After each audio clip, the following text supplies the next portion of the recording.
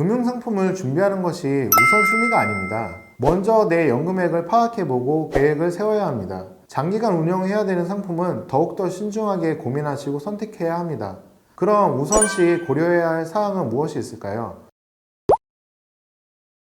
안녕하세요. 건강한 경제적 자유를 돕는 머프리한입니다. 저와 함께 어렵고 복잡하기만 한 금융을 쉽게 핵심만 차근차근 뽀개보시죠. 지금까지 국민연금의 개념 및 현황, 효과적인 활용법을 한번 알아봤는데요. 이번 영상에서는 연금의 기본, 국민연금을 포함해서 내 연금액을 예상해보고 부족한 연금액을 어떤 방법으로 준비하는 것이 가장 효과적인 방법인지 전체적인 것을 정리하는 시간을 가져보도록 하겠습니다. 국민연금만으로는 노후를 준비할 수 없다는 것은 너무나도 잘 알고 있으시죠? 여러분들은 어떤 계획이 있으신가요? 요즘 상담을 하다 보면 결혼에 대한 생각이 없는 분들도 많으시고 결혼은 해도 자녀 계획이 없는 분들이 많으시더라고요.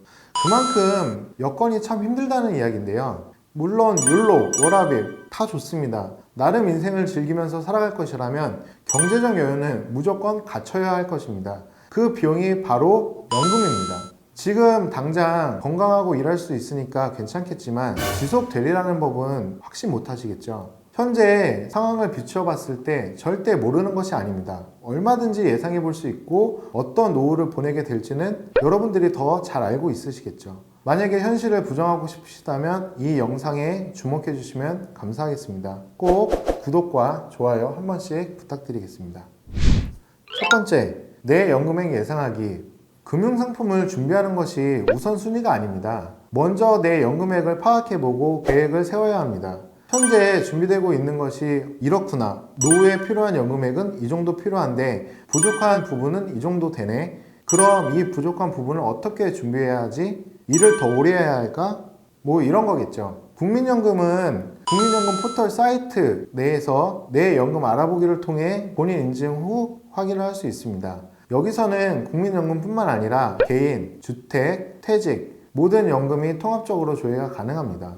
여러분, 예상한 연금액이 어느 정도나 나오셨나요? 생각보다 너무 적어서 실망하지 않으셨어요? 국민연금 소급액은 지금 여건을 생각했을 때 조금 소극적으로 잡으시는 게 바람직한 것 같습니다. 조회된 연금액의 70% 정도를 산정해 보시고 개인연금 중 보험 같은 경우에는 1대1을 한번 생각해 보시면 될 것 같습니다. 예를 들어 30만원씩 10년 동안 납입을 한다고 가정을 했을 때 내 연금을 개시하는 시점에서 물가 상승률을 포함 동일하게 현재와 1대1을 생각한다는 뜻입니다. 퇴직연금은 솔직히 중간정산을 하시는 분들도 많으시고 일시로 수령하시는 분들도 많으니 이것은 제외하도록 하겠습니다. 이렇게 하면 월 예상 수령액이 얼추 나오시죠? 그럼 부족한 부분도 자연스럽게 산정이 되실 텐데요. 지금부터는 부족한 부분을 어떻게 준비하는 것이 효과적인지 한번 살펴보도록 하겠습니다. 부족한 연금의 준비 요령은 일단 연금은 장기간 운영해야 되는 상품이니만큼 시간에 기댈 수 있는 금융상품을 선택해야 합니다. 운용하시는 것이 당연히 바람직한데 은행권의 신탁, 연금 신탁, 증권사의 연금 펀드, 보험사의 연금 저축, 주택을 소유하고 있으시다면 주택연금이 있겠습니다. 물론 각 금융권의 상품은 다 장단점이 존재합니다. 금융상품은 절대 나쁜 것은 없습니다. 하지만 내 상황과 목적 이런 거에 맞지 않을 뿐이죠. 장기간 운영해야 되는 상품은 더욱더 신중하게 고민하시고 선택해야 합니다. 그럼 우선시 고려해야 할 사항은 무엇이 있을까요? 첫 번째, 너무 장기간 의무납입하는 상품은 피해야 합니다.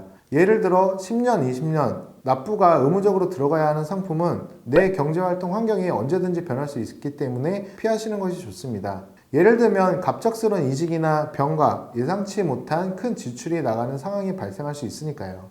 둘째, 운용 보수 및 수수료 등 사업비를 확인. 장기간 운용을 하는 상품이니만큼 사업비가 적은 금융상품을 선택하는 것이 바람직합니다.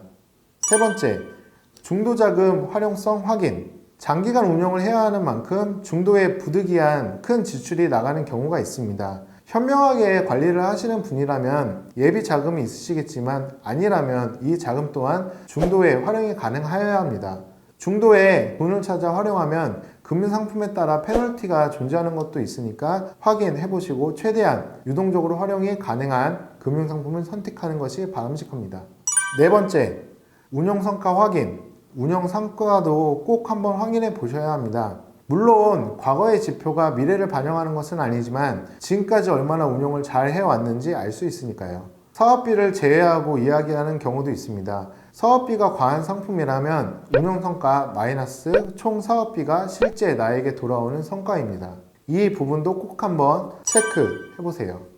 이러한 체크 상황을 만족하는 금융상품을 찾아 꼭 보셔야 합니다. 특정 금융권에서 상담을 받으신다면 다 자기네가 좋다는 이야기만 할 것입니다. 꼭 비교해 보실 권유드리겠습니다. 이렇게 금융상품을 선택하셨다면 꾸준히 관심을 가지시고 장기적으로 운영 상황을 체크하시면 됩니다. 세상에 알아서 잘해주는 금융상품은 절대 없습니다.